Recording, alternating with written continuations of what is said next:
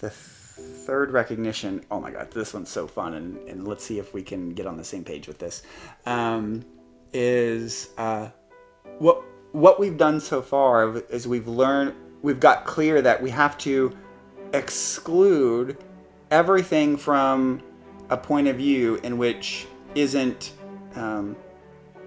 inherent in that point of view. So for instance, when we want to really understand ourselves in a past moment, we have to exclude all of the new information we have today to really understand that point of view of ourself back then. Same way with another person. In order to really understand another person, we have to exclude everything that isn't inherent to their point of view. Well, in order to really know their point of view, we have to communicate. So we have to exclude all of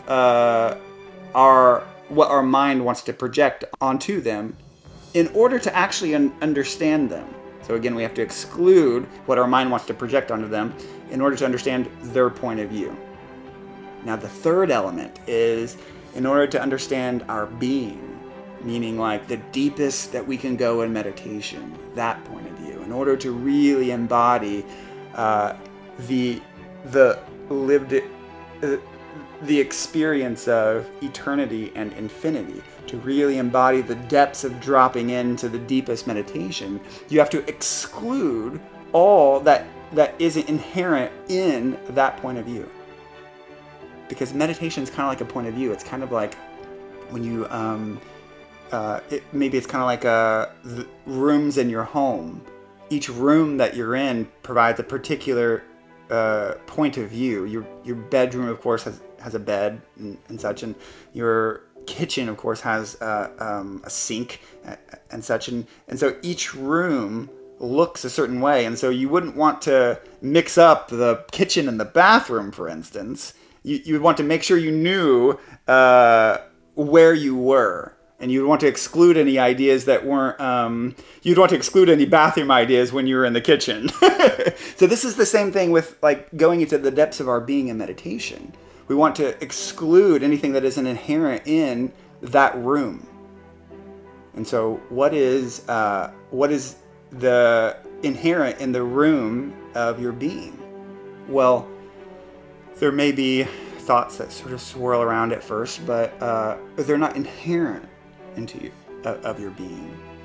There may be images that come to you, and we're not trying to resist any of these things if they come, but they're not inherent to the room of the depths of our being.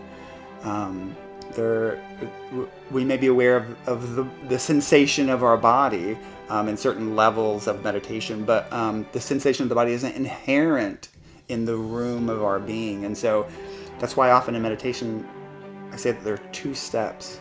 The first step is to acknowledge thoughts, images, memories, sounds, the sensation of our body, because we're not trying to resist them by any means, or even push them away, but rather to recognize them. Just to acknowledge them. Okay, you're there right now, but you're not inherent in the room of my being. And so that's why they say in meditation oftentimes, watch your thoughts like clouds passing. You acknowledge them, but they're not inherent in the room of meditation. And we can't get involved with resisting or pushing them away, or thinking thoughts are bad, or thinking we're failing because we're having thoughts or images or what have you. We just recognize they're happening at this moment, and just like we would recognize a thought, a cloud as it passes by. We also recognize that it's not inherent. The thought is not inherent in the room of our being, and so that leads into stage 2 of meditation. Rather than recognizing thoughts, images, memory, sounds, sensations, we start to go to the room. We start to get more curious about the room, rather than what is not inherent to the room. We start to get more curious about what it's like in that room. And so at that point, I often say that all that's really there is the fact of being conscious, or the fact of being aware. That's all that's really there. It starts to feel like peace. You can't track time anymore. There's no such thing as space. Everything just feels eternal and infinite. And so that's the stage 2 of meditation, where you just get more curious about what's inherent to the room. And so do you see how that's similar to making sure you're clear on what you're adding to someone else's point of view, and maybe what you're adding isn't inherent to their point of view. Maybe they weren't really being intentionally hurtful. And same way with our past, you have to get really clear on what's inherent in the point of view of yourself at that time that you're judging. Why did you make the choice that you made, or say the thing that you made? Anything that you're adding now that's saying that was wrong or bad is you not getting clear on what's inherent of yourself back then at that time.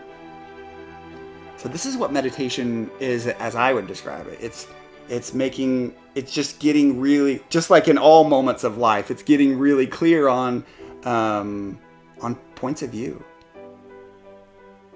What is inherent in any particular point of view? And if you're really wanting to know something, whether it be yourself back then, another person, or your being, the depths of your being in meditation, you have to exclude all the things that aren't inherent to that point of view in order to truly understand it.